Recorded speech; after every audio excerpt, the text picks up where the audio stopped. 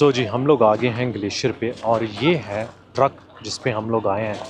मेरे ख्याल में ग्लेशियर से ज़्यादा इंटरेस्टिंग ये ट्रक है और क्योंकि ग्लेशियर स्लिपरी भी है इसलिए काफ़ी लोग यहाँ पे गिर भी रहे हैं। ये वो लेक है जिसने मुझे बहुत फैसिनेट किया क्योंकि इस लेक का एक तो कलर आप चेक करें कि इस टाइम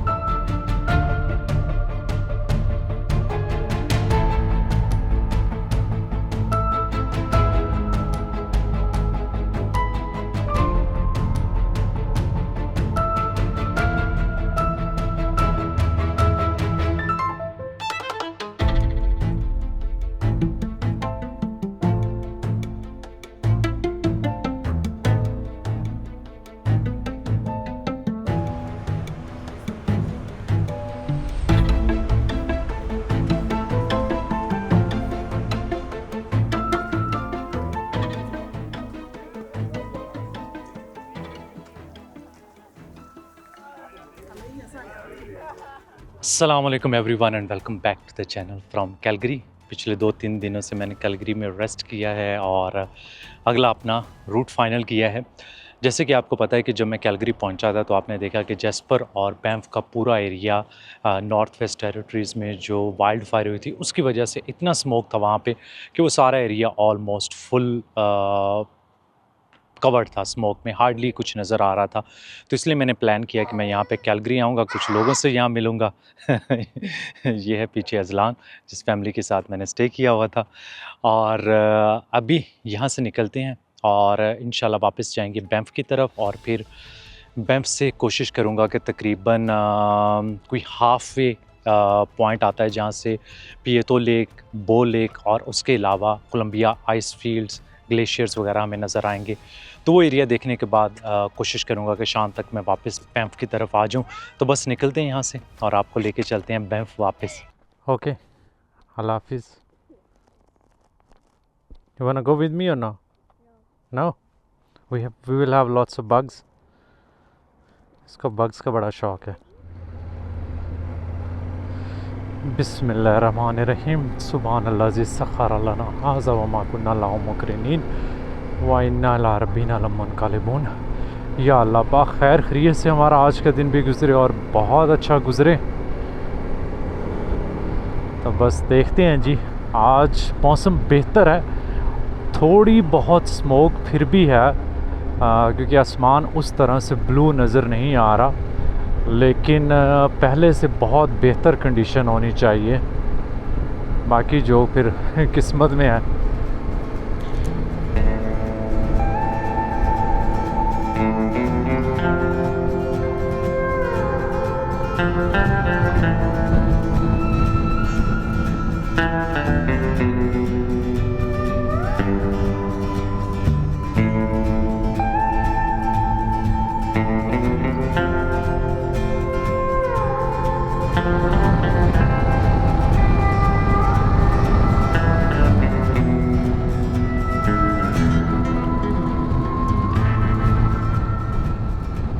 सो फाइनली हम लोग इंटर हो गए हैं बैंफ नेशनल पार्क में और आप देखें कि हमारे सामने खूबसूरत पहाड़ भी आ गए हैं। काफ़ी क्लियर है लेकिन फिर भी उस तरह की विजिबिलिटी नहीं है जो नॉर्मली इस रीजन में होनी चाहिए। जब हम पहले यहाँ से गुज़रे थे तो कुछ नहीं नज़र आ रहा था, आज एट लीस्ट काफ़ी बेहतर है।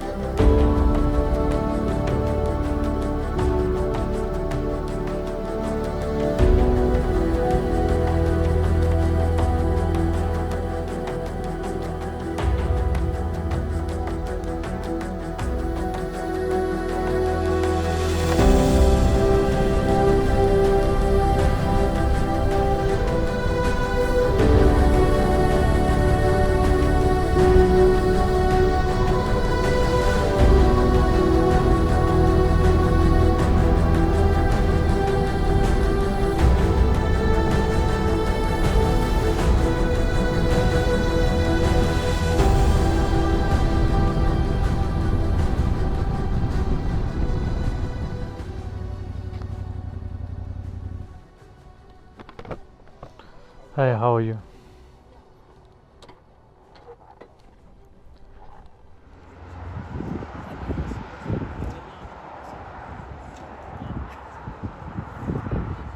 सो फाइनली हम पहुंच गए हैं कोलंबिया आइसफील्ड ग्लेशियर के विजिटर पॉइंट पे। और ये तकरीबन मेरी कोई 270-80 किलोमीटर की राइड रही है। बड़ी लंबी राइड थी और इसके लिए पहले मैंने 1A जो इनका पुराना रूट है वो लिया। फिर मैंने रियलाइज़ किया कि भाई ये बहुत लंबा रास्ता है, तो मेन हाईवे लेते हैं। एनीवे यहाँ पे पहुँच गए और अब टाइम हो गया कुछ टूरिस्टी चीज़ें करने का। टिकट हमारे पास है, यहाँ पे एक स्काई वॉक है उसकी तरफ जाना है और उसके अलावा ग्लेशियर वॉक है। अब इसकी टिकट अगर कि आप प्राइस की बात करें तो ये शायद कोई $250 के आसपास बन जाती है, विच इज़ टू मच। और personally I would not have paid, लेकिन यहाँ पे काम करते हैं इस कंपनी में एक हमारे बहुत अच्छे पाकिस्तानी भाई हसन भाई, उनसे मुलाकात होगी मेरी बैंफ में। मैं आपसे मिलवाऊंगा उनको भी। मीटअप पे आए थे कैलगरी में और उन्होंने ये टूर अरेंज कर दिए हैं। तो देखते हैं कि ये किस तरह का हमारा एक्सपीरियंस रहता है। और विजिटर सेंटर के बाहर आपको एक ये स्नो मोबाइल जो पुराने टाइम पे चलाए जाते थे, लेकिन बड़ा खूबसूरत लग रहा है, आप देखें येलो कलर में। और इधर आप देखें तो नीचे पार्किंग कितनी बड़ी है, मैसिव पार्किंग है। और इसके बिल्कुल बैक साइड पे आपको यहाँ से नज़र आएगा ये ग्लेशियर। आई थिंक इसी ग्लेशियर पे हमने जाना है। मुझे कुछ वहाँ पे ये गाड़ियाँ वगैरह जो ग्लेशियर्स पे टूरिस्ट को लेके जाती हैं वो नज़र आ रही हैं।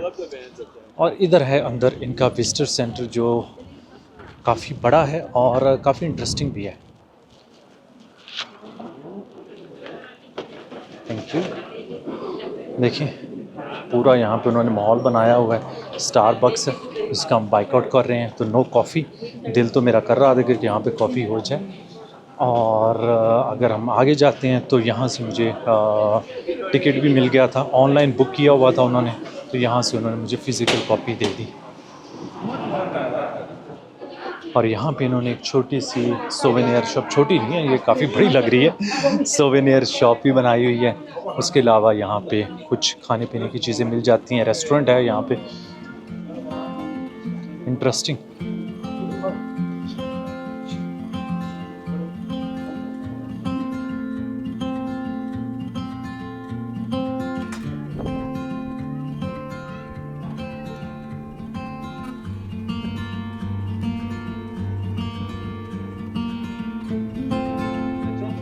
Explorer, woo! For a brief over there, we hit a massive high of 50. So they went to Bombardier and ordered 12. They also went to Foremost and ordered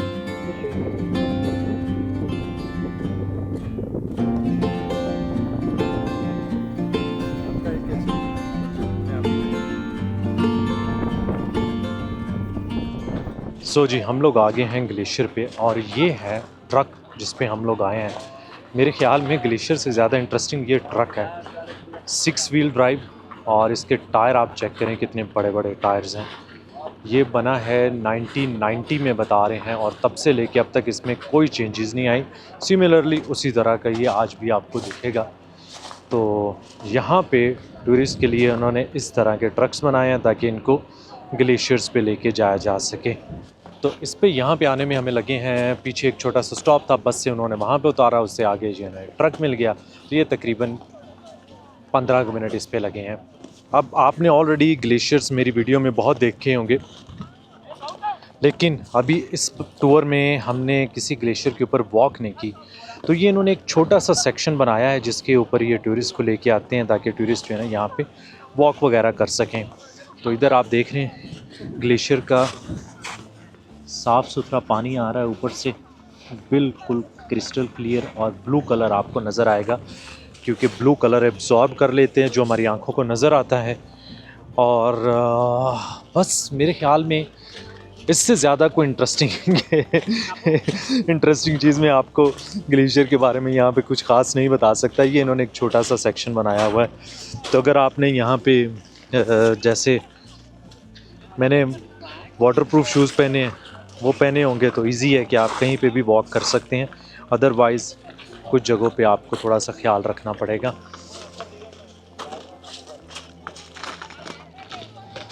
तो ये है जी कोलंबिया आइस फील्ड ग्लेशियर का tour.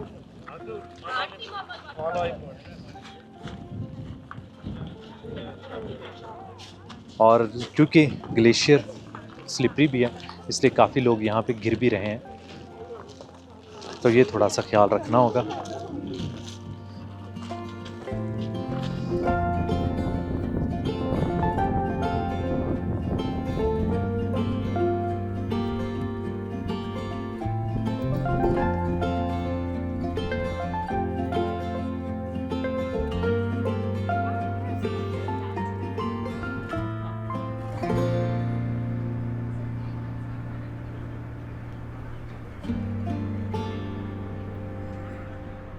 सो जी हम लोग वापस आ गए हैं स्काई वॉक और ग्लेशियर का टूर करके। For me it was too touristy. मैं प्रेफर करता हूँ कि इतनी टूरिस्टी जगहों पे ना जाऊँ लेकिन ये कि यहाँ पे जिस जगह पे भी आप आएंगे ये पूरी हाईवे जितने भी यहाँ पे पॉइंट्स हैं बहुत टूरिस्टी हैं। पर जब बंदा टूर लेके जाता है तो वहाँ पे फिर एक ही टाइम पे आपको बहुत ज़्यादा क्राउड देखने को मिल जाता है। तकरीबन हमारे पास 2-2.5 घंटे सनलाइट है और आहिस्ता आहिस्ता इंशाल्लाह हम लोग शाम रात तक बैंफ पहुँच जाएंगे जहाँ पे आज मैं नाइट स्टे करूँगा।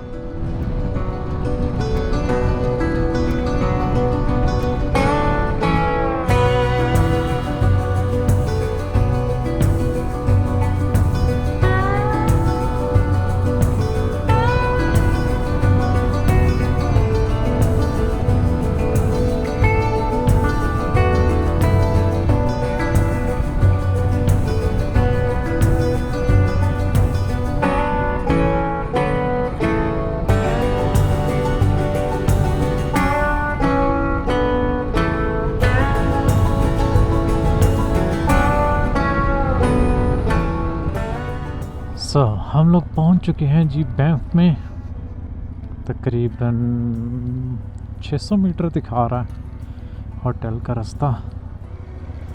अच्छा टाउन लग रहा है, जैस्पर से बड़ा है ये और थोड़ा लाइवली है कि इस टाइम भी लोग इधर उधर बैठे हैं। जैस्पर तो खाली हो गया था 9 बजे। मतलब हम पहुंच गए हैं, दिखा रहा है कि ये है होटल माउंट रॉयल। अच्छा जी। Sorry, from Pakistan.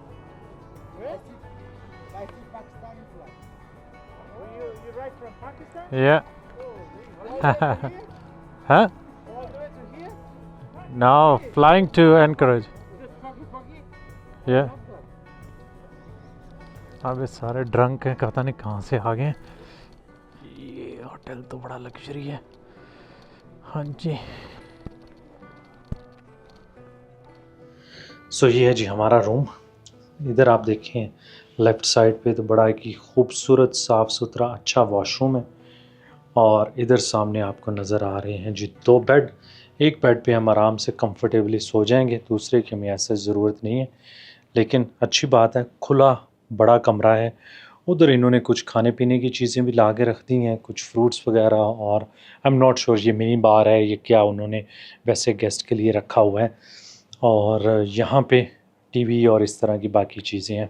और जैसे कि आपको पता है कि जैस्पर और बैंफ के रीजन में जितने भी होटल्स हैं वो बहुत एक्सपेंसिव हैं और स्पेशली ये वाला hotel it's one of the top hotel जो आपको यहाँ पे मिलेंगे।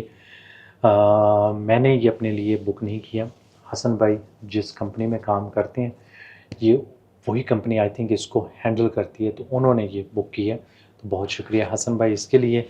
बाकी मुझे अभी काफ़ी भूख लगी है, जाके कुछ खाने का बंदोबस्त करते हैं। यहाँ पे हैं वहीद भाई, वहीद भाई कैनमोर से हैं और यहाँ पे हैं जुनेद भाई और इधर हैं हमारे पंजाब से विपिन भाई। सत श्री अकाल जी सबको। सत श्री अकाल। और जुनेद भाई ने स्पेशल पिज़्ज़ा हमारे लिए जो है, बहुत शुक्रिया सर, नहीं तो आज पता नहीं हमें यहाँ पे बैंफ में कुछ मिलता कि नहीं मिलता। थैंक यू सो मच जी, बहुत बहुत शुक्रिया। अच्छा जुनेद भाई ने वैसे तो पिज़्ज़ा वगैरह सब कुछ बना के हमें दे दिया था, लेकिन उन्होंने इंसिस्ट किया कि मैंने पुलाव बनाया हुआ है, तो मेरी किस्मत में लगता है आज पुलाव तो मेरी और वहीद भाई की किस्मत में। तो ये देखें जी हम फिर इनके घर ही आ गए, मतलब इनके अपार्टमेंट में, और यहाँ पे बैठ के आराम से पुलाव और पिज़्ज़ा दोनों खाते हैं।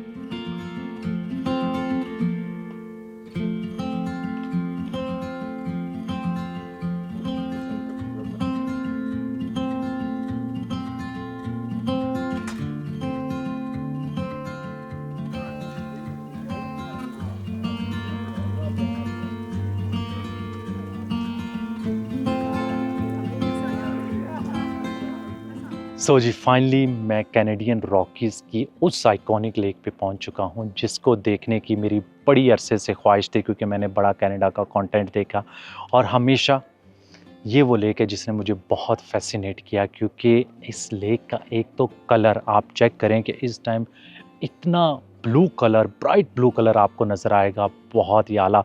और कुछ जगहों पे जहाँ पे पानी बहुत शैलो है वहाँ पे आपको टर्कॉइज कलर नज़र आएगा। और उसके अलावा इसकी खूबसूरती, इसके बैक ड्रॉप पे जो आपको पहाड़ नज़र आ रहे हैं, अमेजिंग। फिर अभी इस टाइम क्योंकि इतनी तेज़ हवा वगैरह नहीं चल रही, तो आप देखें कि लेक के ब्लू पानी के अंदर जो खूबसूरत रिफ्लेक्शन पड़ रहा है पहाड़ों का, बहुत ही अमेजिंग। और क्योंकि यहाँ पे टूरिज़म बहुत ज़्यादा है, हर टूरिस्ट यहाँ पे ज़रूर आएगा जो भी इस रीजन में ट्रैवल कर रहा होगा। तो 2022 तक आई थिंक यहाँ पे आप अपनी गाड़ी लेके आ सकते थे, मोटरसाइकिल वगैरह, लेकिन उसके बाद अब किसी भी मोटर व्हीकल पे टूरिस्ट यहाँ पे नहीं आ सकते।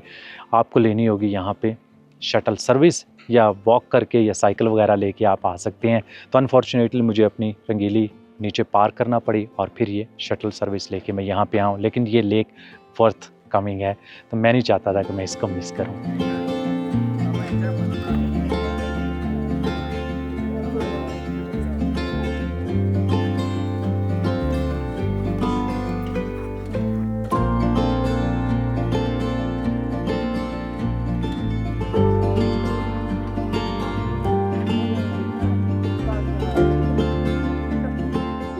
सो जी वीडियो में मैंने पहले भी जिक्र किया था हसन भाई का। हसन भाई यहाँ पे बैठे हैं, बहुत शुक्रिया सर मुझे यहाँ पे होस्ट करने के लिए। और ये हसन भाई के बेटे हैं ईसा, थैंक यू जी टाइम निकाल के मुझे अपना एरिया दिखाने के लिए। और वहीद भाई से आपकी ऑलरेडी कल रात को मुलाकात हुई है।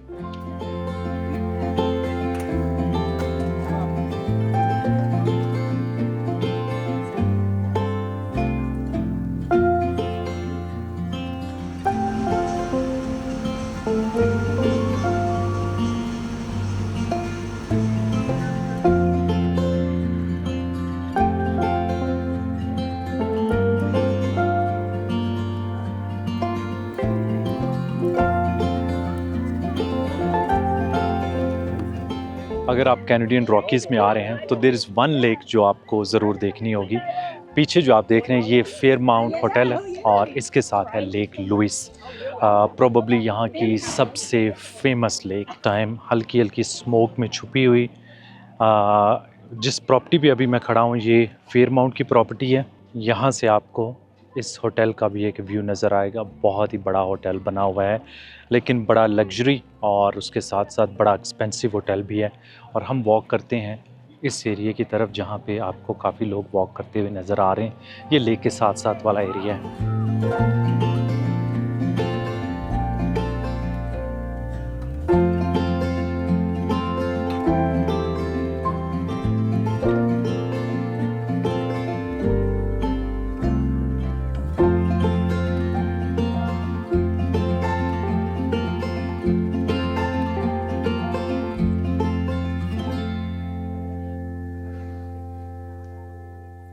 देखिए यहाँ पे हमारे कुछ पाकिस्तानी भाई कराची से हैं, उनसे मुलाकात हुई और स्पेशली मुझे बता रहे हैं कि अली भाई जो हैं ये न्यू जर्सी से हैं।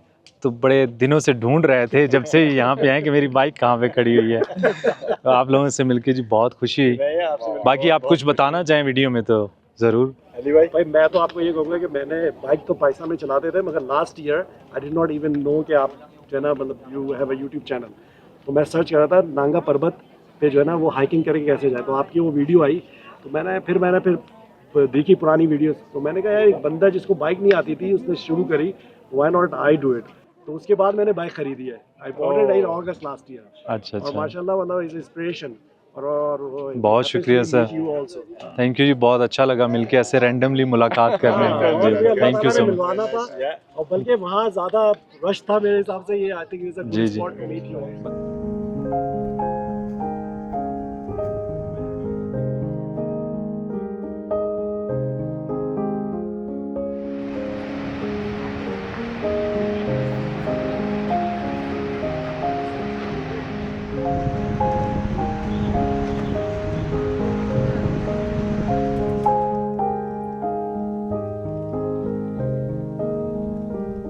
सो लास्ट टाइम हमने विज़िट किया था जैस्पर, और जैसे कि मैंने वीडियो में दिखाया लास्ट ईयर की वाइल्ड फायर में पूरा गांव जल गया था, और हार्डली कुछ देखने के लिए टाउन में था।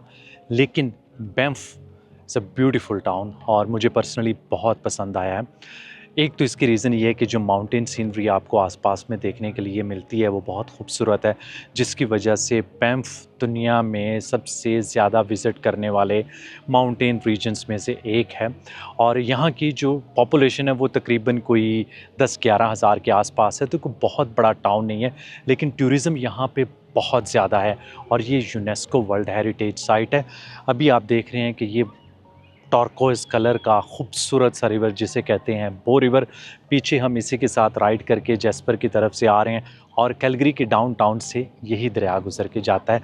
और मैं कोशिश करता हूँ कि आप लोगों को थोड़ा सा टाउन भी दिखाएं, क्योंकि पर्सनली मुझे ये टाउन बहुत खूबसूरत लगा है।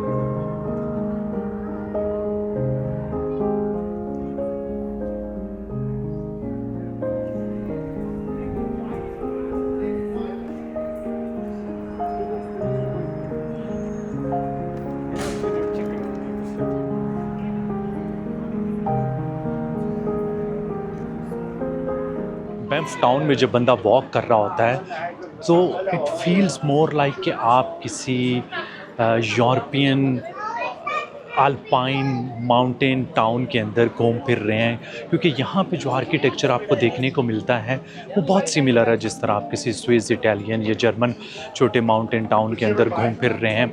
और दूसरी चीज़ ये कि ये बहुत लाइवली है, क्योंकि यहाँ पे बहुत ज़्यादा टूरिज़म है, जिसकी वजह से ना सिर्फ आप यहाँ की माउंटेन सीनरी को एंजॉय कर सकते हैं, बल्कि उसके साथ साथ अगर आपने शाम को डाउनटाउन में वॉक करनी है, कुछ चीज़ें ख़रीदनी है, कुछ खाना पीना है, तो वो बहुत ईज़ी है। और पर्सनली मुझे ये बहुत अच्छा टाउन लगा है, क्योंकि अभी तक हमने इस पूरे टूर में जितने भी डाउनटाउन या इस तरह के टाउन्स विज़िट किए हैं उन सब में ये थोड़ा यूनिक है।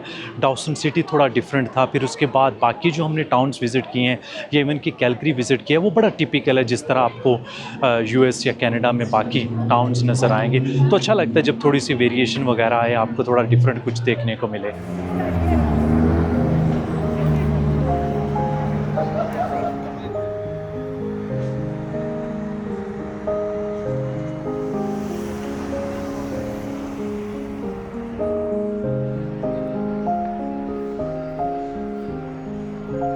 सो हम लोग डिनर करने के लिए आए हैं यहाँ पे डी स्पॉट। आई थिंक ये चेन है और यहाँ पे हलाल खाना मिल जाता है। हसन भाई की फैमिली है यहाँ पे, हमारे साथ दानिया और आमना। तो दानिया ने कहा था कि उन्होंने वीडियो में आना है, तो अब दानिया आप बताएं, ये माइक्रोफोन थोड़ा सा बताएं खाने के बारे में, क्या आप खा रहे हैं? There's protein. It's the Canadian national dish. And then Hawaiian burger. So thank you very much. Yeah, it was really nice having you here in Banff. And your content is great.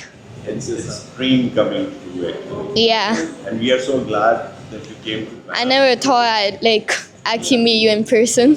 और हमें खुशी इस बात की है कि हमारे पाकिस्तानी जो हैं वो आपके वाइल्ड लैंड से बैंफ की नेचुरल ब्यूटी को देखेंगे। And we are so glad to have you here. Thank you very much.